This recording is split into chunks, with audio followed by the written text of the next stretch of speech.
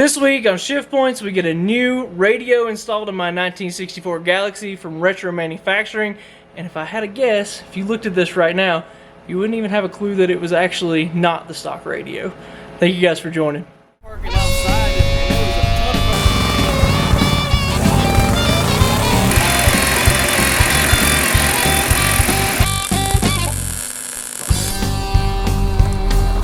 He started this project. Found a piece of brass he's gonna take. Alright everyone. Alright guys, I'm right here where you left me last week. If you guys remember, last week we stripped out the interior on the Galaxie. We put dynamite under the rear seat and all over the truck floor and went ahead and laid in the new trunk liner that's back there too. That looks exactly like the stock replacement. It's really awesome. The whole reason I did that, our new Retro sound system that's going to go into this car. Retro Manufacturing has supplied us with this sound system. It's going to be really cool. To be fair, I have never put in a sound system, a full sound system. I've installed a few radios. I've installed 2 of their radios in my truck and in my GMC Jimmy that I had. I love them. That's why I reached out to them in the first place, is because I really like that. And anytime I'm using a product on the channel, that's the people, I try and use stuff that I've used before and I really like. And so Retro Sound is that company. You can see we've got this is their new SEMA award-winning subwoofer. This thing is really nice. We've got a speaker that's going to jump into that speaker dash pocket up there. We got some 6.5-inch speakers to put in the back. An amplifier. This is actually a powered antenna, so we can get rid of this guy from sticking up all the time. And it will actually, when you turn the radio on, it goes down to here. Or when it's off, it goes down to like here. When you turn the radio on, it extends the antenna, so you get good reception out of your radio. And this is their 2B motor. This is the Redondo style radio. They make a bunch of different radios for a bunch of different cars. But this guy right here is kind of the heart and soul of it. It's got Bluetooth, it's got RCA connections, this thing's got color display, and you can make all kinds of adjustments, and it's going to be really nice. But the really cool thing is that these things look exactly like the stock radios.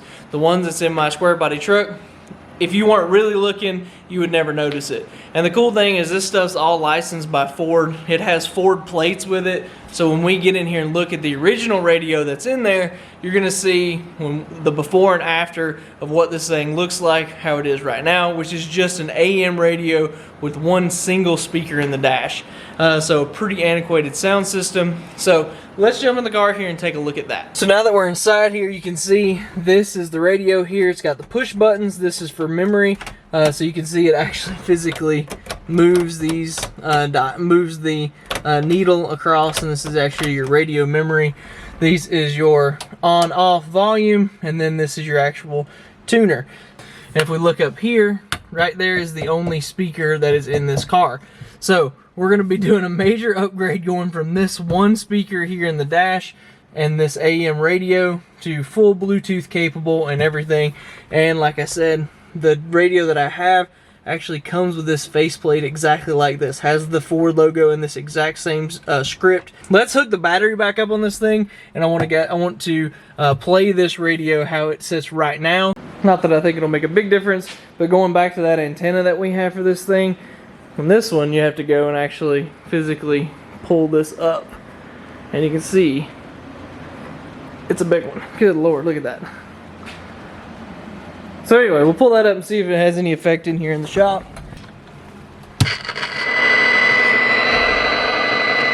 Let's see if we can tune in anything here.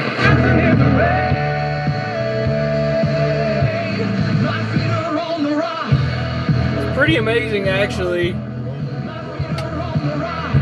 It's pretty amazing actually that this AM radio still functions this well, still pick up channels. And honestly, even with that one speaker, it's not bad. You know, this is just like an local AM station here.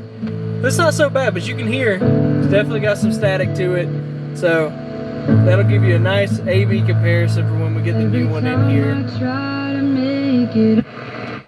This is really exciting for me because I love music and I love being able to listen to music going down the road and just like zone out and do all that. But we're gonna pull the original radio out now, and they sent us this 6x9.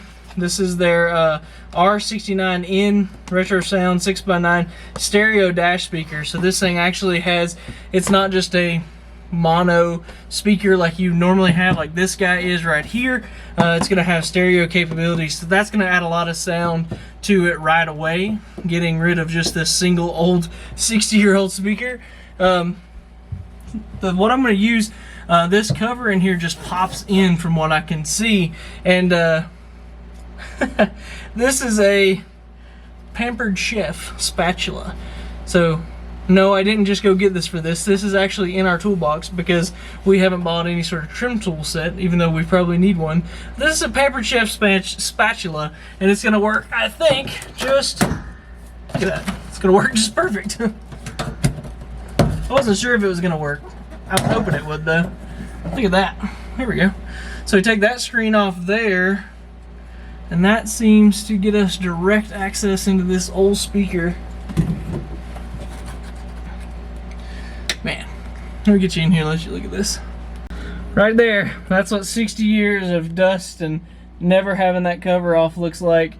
If you guys remember, last year I drove this thing, we did a trip to North Wilkesboro, and then drove from North Wilkesboro down to Hickory Motor Speedway where I spotted a race for Eugene, and on the way home we tuned in our AM radio and got some Buck Owens Act Naturally out of this speaker, and so it works. It still works for sure, but we can go ahead and pull these out. Looks like some 5/16 screws on each side of it, and the reason I'm doing that is because when I got under here, you can see that screw right there. That's the strap that's holding the back of the radio secure. So I think if we can get this speaker out and get that strap undone, we'll get a lot more access into it.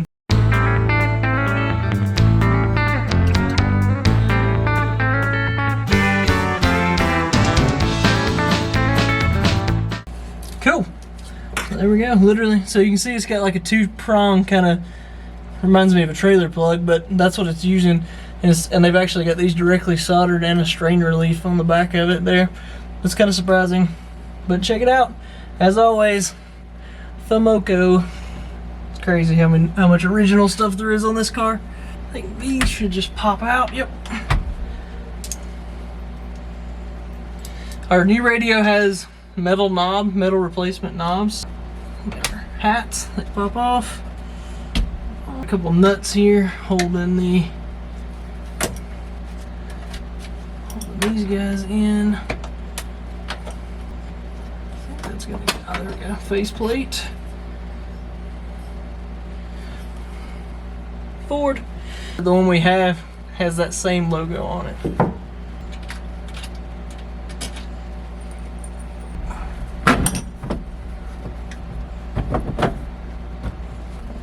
Unplug the antenna. That was the antenna there.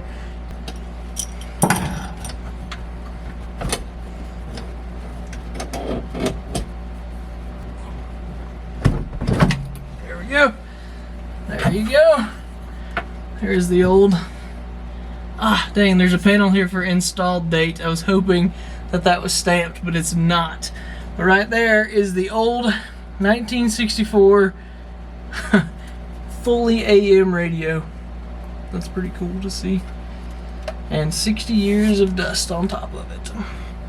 So I've got all the parts and pieces here. Now at this point, this is the motor 2B. You can see, I wanted to show the difference. So just the motor itself compared to the old radio is, you can see it's pretty significant in the difference in size, which is pretty crazy to think about. That this is just an AM radio. It's just got one speaker input. This thing's AM, FM, Bluetooth, got all these RCA inputs, got these USB inputs, all this stuff, and all of these wires here. It's got an auxiliary input, you can see there. It's auxiliary, this is the USB, and this is for our antenna, which we will touch later on after we get it installed. But anyway, so we've got all this stuff. The main thing it says right here is on this, on the motor itself, to have the Retro Sound logo facing up. That's going to be and also this says this side down. So if we have that right there facing up, and then what we have here are the brackets. These guys right here are going to go on each side of it, and you can see there's a lot of options on getting your knobs and everything hooked up correctly or put in the right location. So there's quite a few pieces that have to go together here. So on top of the motor, we have the face. This is going to be the face that goes on the front of it, has our LED display on it. We have the push buttons, so all those push buttons that were on the old one, that's going to be our memories, where these are actual electronic buttons instead of physical like slot buttons like the old one. And then we got, this is our lens. This lens is actually going to get adhered to this radio face, and that's actually where we're going to start, is get these two pieces put together. There is some like 3M style double-sided tape on the inside of that lens there. So that'll be the first thing we do, is get that put in place. And this is directional. There is a wide side up here and a smaller side up here.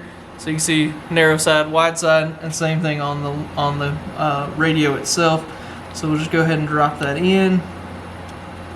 The next thing is you can see on the back side of this guy, I'll hold it up there. We've got two different inputs. Buttons have a plug on the back of them. This 2-wire plug here, that'll actually plug into that.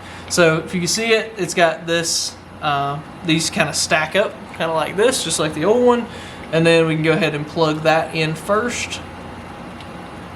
And that piece right there is ready to go as far as getting it attached to the actual motor face. Motor here has a plug inside of it. You can undo that. You can see that's like looks like a 12-pin plug right there. That's on the inside. Just go ahead and take that out. And the first thing that we need to do, you can see here, this will give us the option, these two brackets here will give us the option to get the face and the buttons mounted up to the front of the radio. You can see that they have two holes on this side right there, and those are the ones that are actually going to slide into this plate and give us, slide into the motor. These plates will slide into the motor, and that will give us that. Screws, they're very small, but they have to be for what we're doing. I mean, let's be honest. So we just have to make sure we don't lose them or drop them or do anything crazy when we put these in. So after I got the brackets put onto the motor itself, you can see those guys are right there. Got those on each side. And then that's going to let us go ahead and put our face on. But first, before we do that, we want to go ahead and get this guy plugged in before we get to that point. Again, it's directional. It'll only go in one way. We'll go ahead and plug him in. Make sure it latches. And then we can go ahead and start putting the faces onto the brackets. The brackets give us options here on which ones we want, on which place we want to do it. But using the old radio for reference here, we can see the height wise, looks like it's going to go into, if I set this beside it, it'll go into probably the bottom two holes there. Just like that. And the face itself has some metal brackets in there with threaded inserts, so when we put the screws into the side of it, all you got to do is get those holes lined up, go ahead and drop your plated screws instead of the black ones. They'll drop right in here. And we're going to do the same thing with the radio buttons.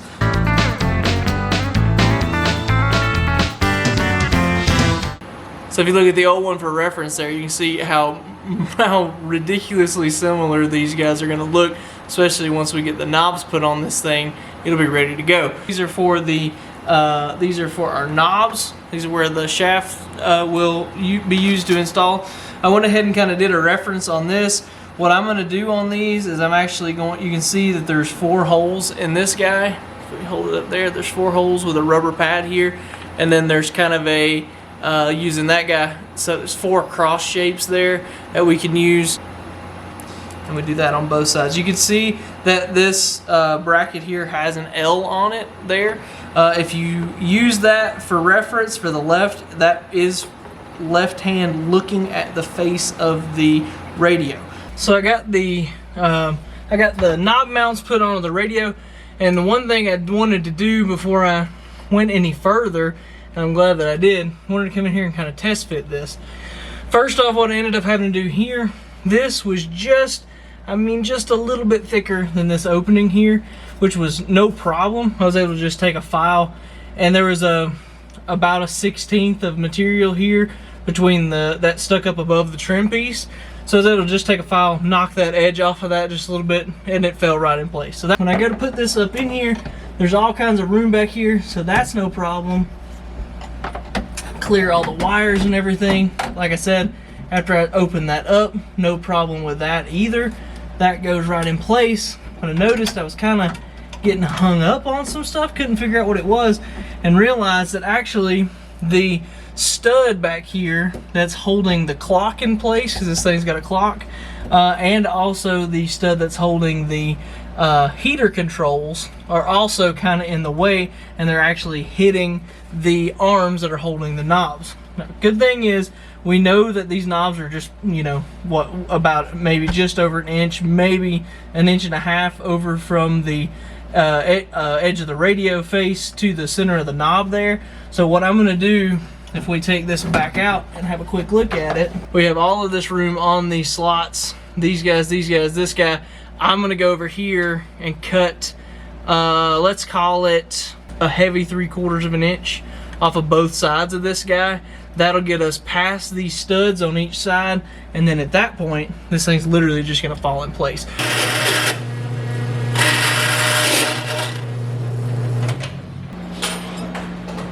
Wow! It's about time you showed up. People in the camera world, he's finally here. Huh?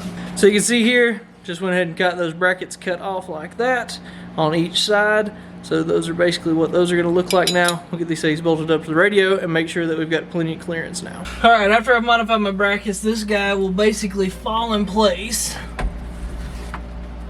like that. Now, if you'll look, so you can kind of see how far that radio sticks out at this point. And what we need is, you guys remember me telling you about our new Ford branded, this is a faceplate.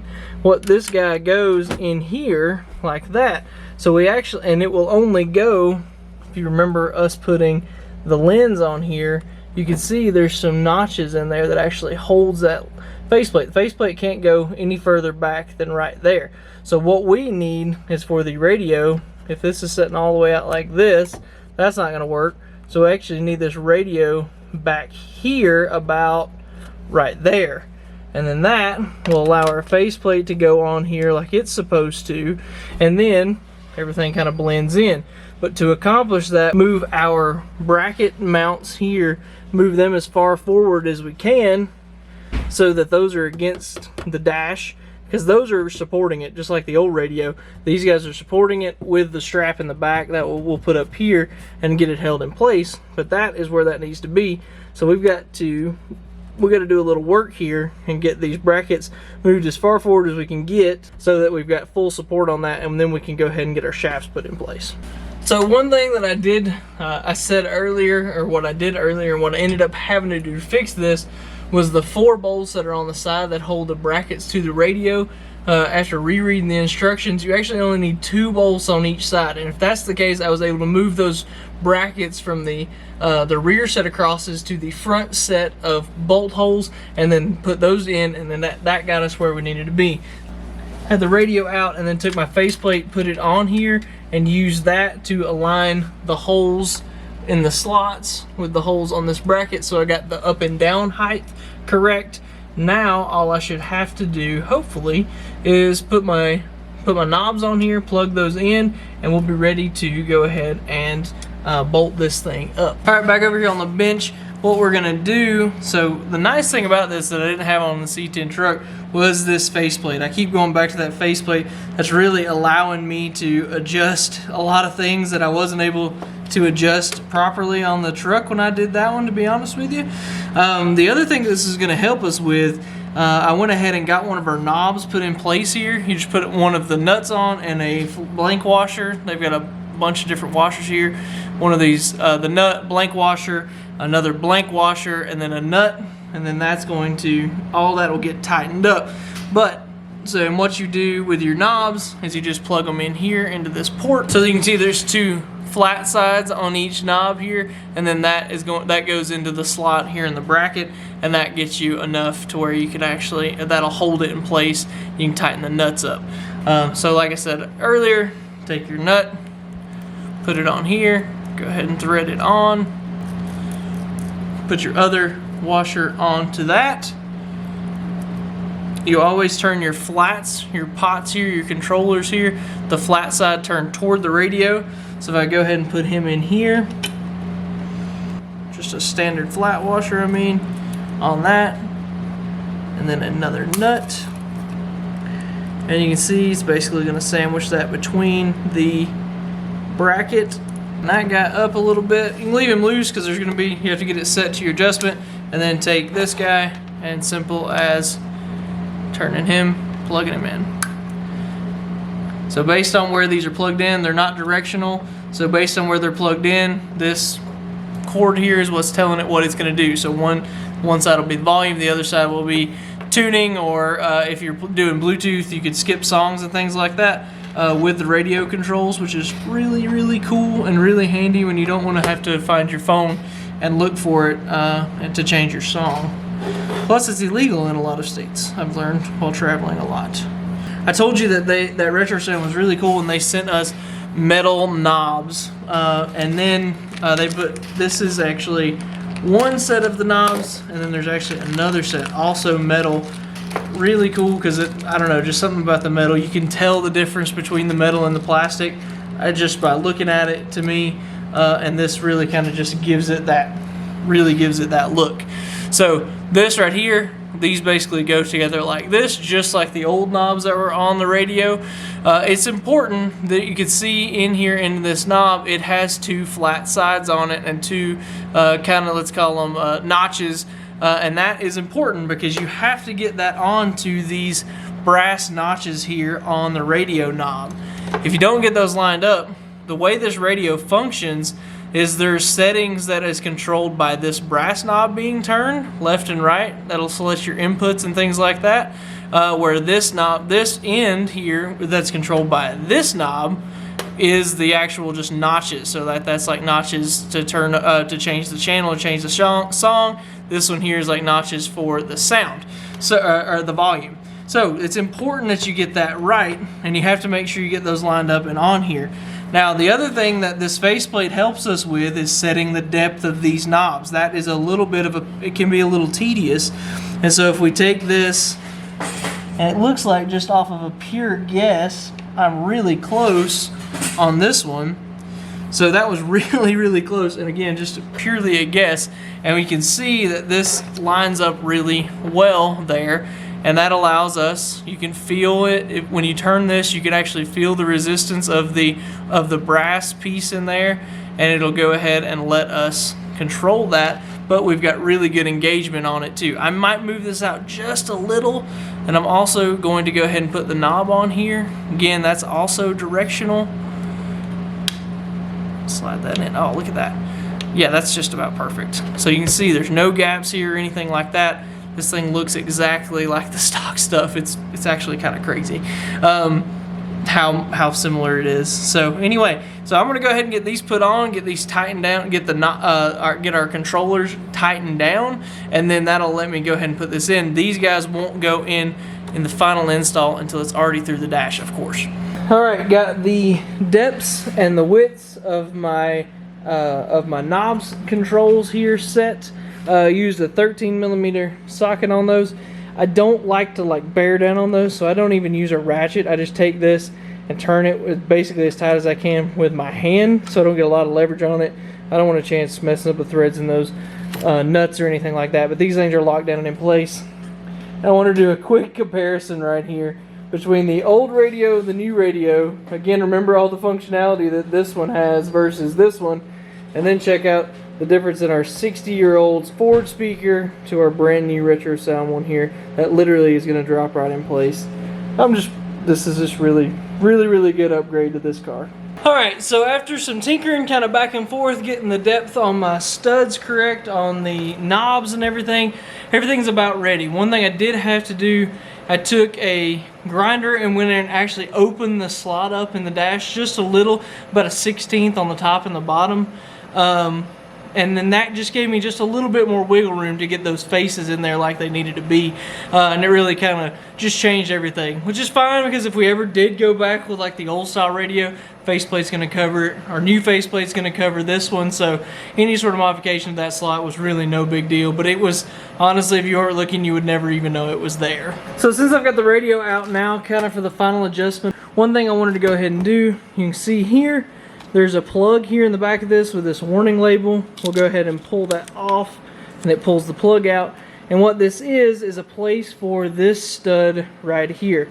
This stud has to be in this radio, and it has to be secured with the metal strap that's provided. It gives support on the face of the radio, or gives support to the back of the radio, so that our knobs here don't have any sort of pressure on them.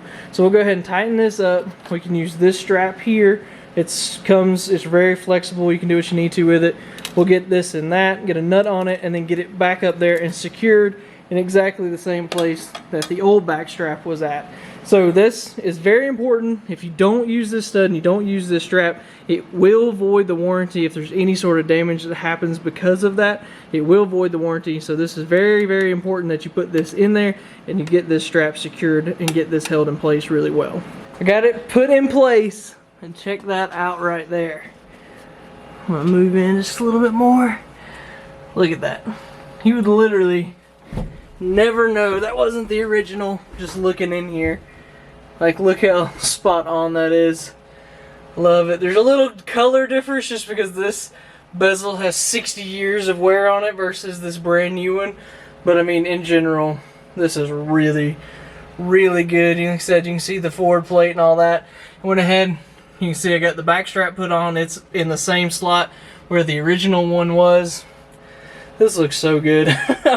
I'm really proud of it. One thing I'll say is that with this, it's a little tedious, you know, getting those depths set how you want it, things like that. Couple little things to note. If you're running a faceplate like this, you have the washer and nut, and then the shaft that goes through that, and those get clamped together on the side braces. You saw all that earlier.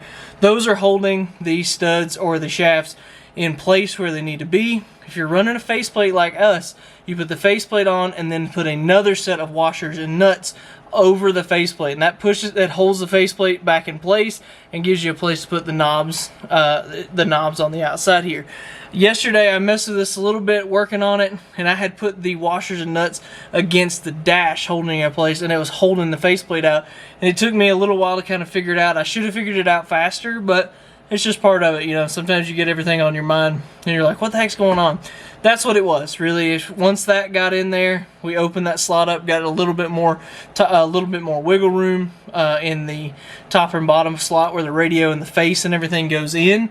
When we did that, that just like, boom, everything suddenly opened, everything freed up a lot, and we put that washer and nut on the back side of this, and just to show you what I'm talking about. So pop that off, pop this guy off, and you can see there is where that nut and washer lives, and that these have like a recess built into them that hide that. So when we slide these guys back on, you can see that goes there. Knob has a particular direction, put that in like that, and that gets everything covered. Everything looks really good. Now another thing to note, whenever you turn this, like I said, this back and forth has a function as well as the knob itself. So you got to make sure you got clearance on all that so that when you do this, it doesn't spin this knob or anything like that. Same thing over here. You want that to be able to move back and forth without spinning the knob. And the same thing, you want to be able to turn this knob and it not spin the back knob. So you got to make sure you get these pressed on there well, or there will be interference and they'll try and turn each other. You don't want that at all. Looks so good. Now we can go ahead and get the speaker. I'm going to clean this space up real good and get the speaker put in place. Alright guys, I want to do this with the camera on because I don't think you're going to believe how easy it was to put this speaker in. It literally fell in place. You can see that guy right there, and this nut is, or this bolt is loose. This one I have just started. Tightening that guy down. It's actually a screw, by the way, I know. I did go ahead and put the wire leads on. I'm sure this will have to come back out during the wiring process, which is fine, but that's there. Here's the original cover. This moment of truth here.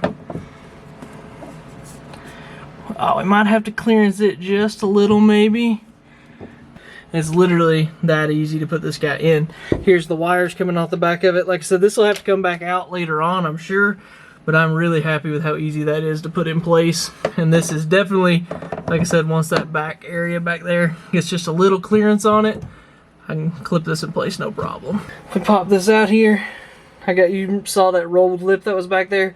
I took a pair of 10 snips basically, cleared that out, did it to the front and the rear, just got rid of that ledge, left the rollover so that this thing was still rigid, but just cleared a little bit on it. And now you can see when we get this thing hooked in place, it literally falls in, and then 2 notches, it's clipped in, no problem. Plenty of clearance, and looks exactly like the old stock cover. If I didn't tell you that speaker was there, you'd literally have no idea that it was there.